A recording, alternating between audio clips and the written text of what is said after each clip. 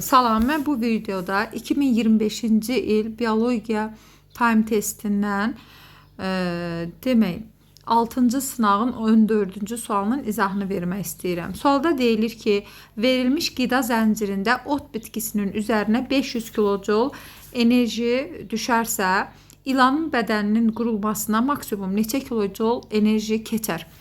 Biz bilirik ki, günəş şüasının 1%-dən istifadə edir bitkilər.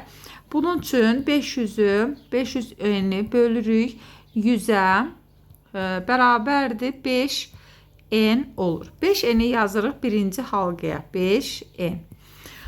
Sonra 5n'i bölürük n-ə bərabərdir demək 5n'i bölürük 5-ə olur n.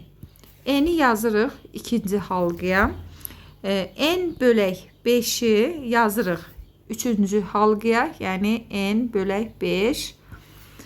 Sonra n bölək 5'i bölürük 5'ə, o da bərabərdir n bölək 25. Yəni n bölək 25 də olur ilanın, yəni dördüncü halqada. N bölək 25 də olur C variantında. Doğru cavabımız olur C variantı.